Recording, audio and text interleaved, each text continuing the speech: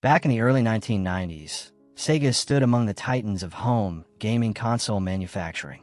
The Genesis represented the pinnacle of cool technology, with countless families dedicating their free time to speeding through levels and gathering rings as everyone's favorite blue hedgehog. That iconic brand name instantly brings those memories flooding back, along with that unforgettable startup sound. Sega's influence on the gaming landscape was profound and disruptive. Yet today, their console manufacturing days are long behind them. More than 2 decades have passed since their last system. Since then, they've pivoted entirely to developing games for other platforms. This is the story of Sega's remarkable journey from industry leader to third-party developer. Kindly subscribe so you don't miss the next company that went from billions to bankruptcy. These stories are wild. The early days, the company's origins trace back to 1940 Hawaii, where it began as Standard Games, primarily focused on producing coin-operated entertainment like slot machines for military installations. When new gambling regulations in the early 1950s complicated American operations, the business relocated to Japan, rebranding as Service Games of Japan and continuing to supply coin-operated entertainment to U.S. military facilities throughout Japan and Asia. Throughout the following 10 years, the company grew into a significant supplier of pinball equipment and music machines. A pivotal moment came in 1965 when Service Games of Japan combined forces with Rosen Enterprises, a company founded roughly 10 years prior by David Rosen. Originally dealing in art exports, Rosen had achieved success with instant photo machines and later arcade entertainment. The merged entity's name came from combining Service Games with Enterprises, creating SEGA Enterprises. Their breakthrough product was Periscope, an electromechanical submarine shooting experience. For years down the line, Gulf and Western acquired SEGA Enterprises. This conglomerate had previously purchased Paramount Pictures for over $100 million just 3 years earlier. Arcade dominance. With substantial financial resources backing them throughout the 1970s, Sega emerged as a dominant arcade game manufacturer in America. They operated Sega Center's arcade chains and shopping complexes and acquired Gremlin, another well-known arcade game producer. After briefly operating as Sega Gremlin, they adopted the more memorable name Sega Electronics in the early 1980s. The video game crash and pivot. The notorious 1983 video game market collapse hit the industry hard. Game quality had declined sharply, consumer interest waned, and the entire sector suffered dramatically terrible news for Sega. This downturn prompted Gulf and Western to offload Sega's American division to Bally Midway, already prominent in arcades for their pinball machines and licenses to major titles like Pac-Man and Space Invaders. Meanwhile, the Japanese operations were purchased by investors led by David Rosen and heavily backed by Isao Okawa and his technology company CSK. Okawa would eventually lead Sega as president and chairman. Entering the console market. With their arcade business struggling, Sega decided to venture into home gaming consoles, a shift that would define their future identity. Their inaugural home console was the SG-1000 Sega game, launching in Japan on July 15, 1983. Unfortunately, this was Nintendo's Famicom launch date too, creating immediate fierce competition. While the SG-1000 underperformed compared to Nintendo, it exceeded Sega's internal expectations enough to justify continued development. Their second effort, the redesigned SG-1002, arrived in Japan roughly a year later, followed by the Sega Mark III over a year after that. The Mark III proved significant because it was rebranded as the Master System, likely more familiar to most viewers, and became Sega's first U.S. console in 1986. Master System struggles. The Master System wasn't a total failure, but most would call a weak debut. Nintendo's competing 8-bit NES sold approximately 10 times more units. Sega's low numbers stemmed partly from being largely forced to create their own games, since Nintendo's exclusivity policy prevented developers from creating cross-platform titles. With Nintendo's market dominance, few developers chose Sega. Additionally, their marketing and distribution were problematic. Selling these rights to Tonka proved disastrous. They were a toy manufacturer without relevant experience, further distracted by simultaneously acquiring Kenner toys. These weren't Sega's best years. They were making genuine efforts in home gaming, but lacked the innovation to seriously challenge Nintendo's estimated 80 to 90% market control numbers that made competing seem nearly impossible, let alone surpassing them. The Genesis revolution. Remarkably, Sega achieved exactly that with their next system, the Genesis. In the early 1990s, their sales skyrocketed dramatically, with numerous reports placing Sega's US market share above 60%. This stands as one of business history's most extraordinary underdog comebacks. Here's how they accomplished it. Technical superiority. The Genesis featured 16-bit architecture without getting too technical. This meant a more powerful processor, allowing superior graphics and sound compared to Nintendo's existing 8-bit NES. Nintendo didn't release their 16-bit Super Nintendo until 1991. They could have launched earlier, but the NES remained so profitable they likely hesitated to replace it.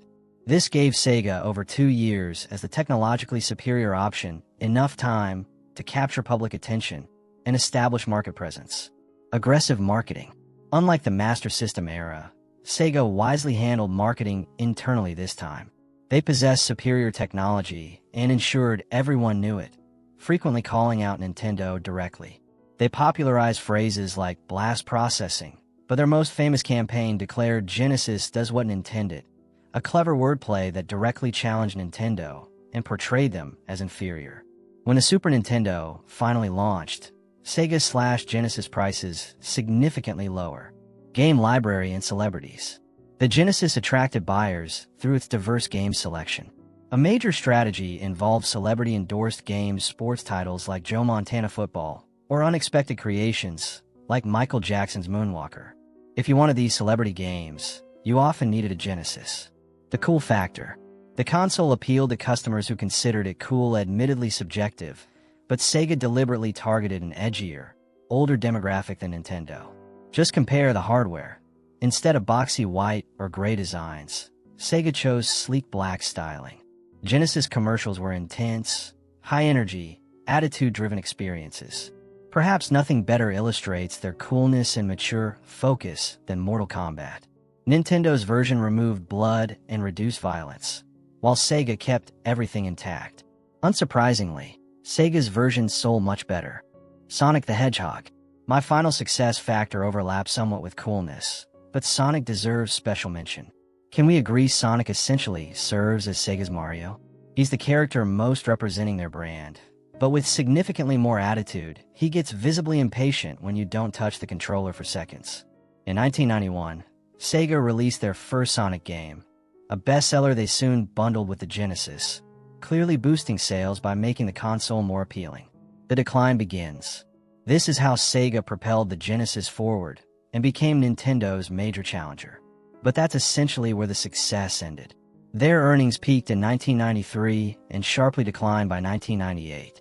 For Sega fans, this narrative takes a darker turn as we examine their business decline. Nintendo's counterattack. First reason, Nintendo responded forcefully. Many argue Nintendo erred by letting Sega catch up so much, but credit where due. Nintendo played the long game.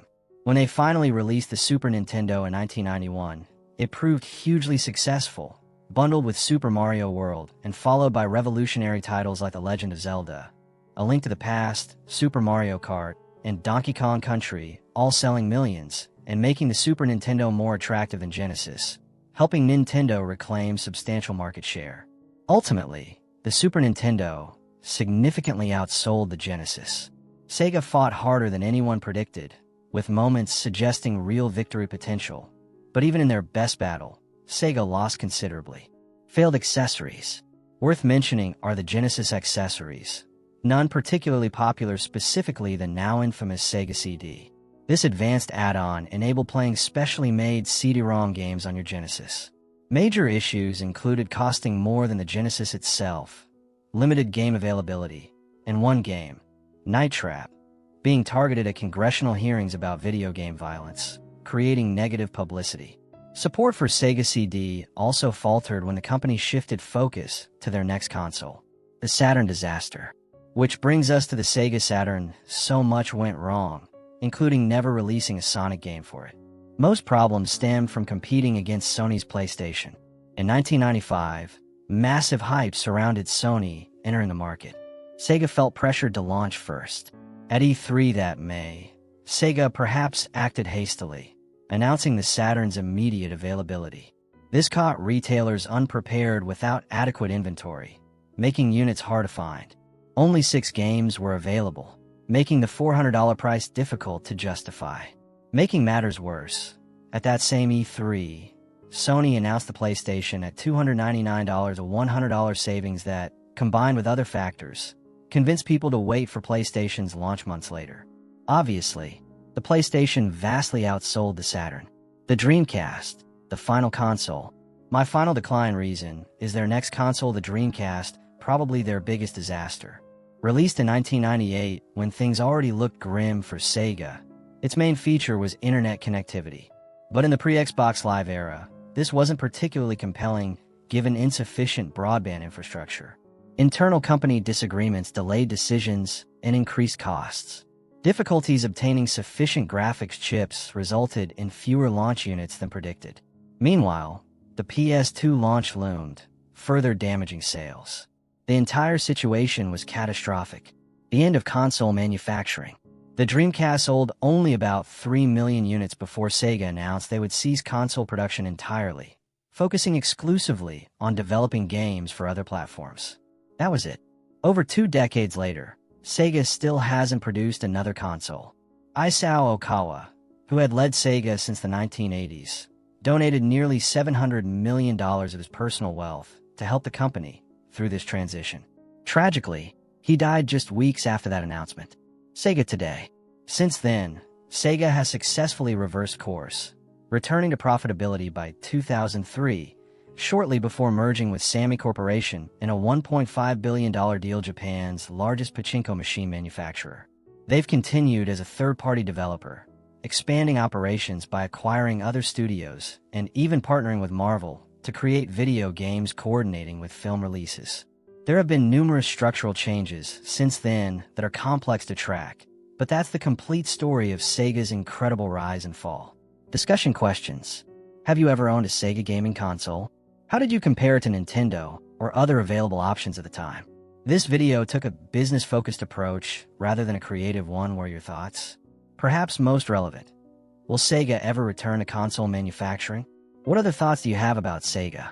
Leave your comments. I'd love to hear your perspective. Thank you for watching.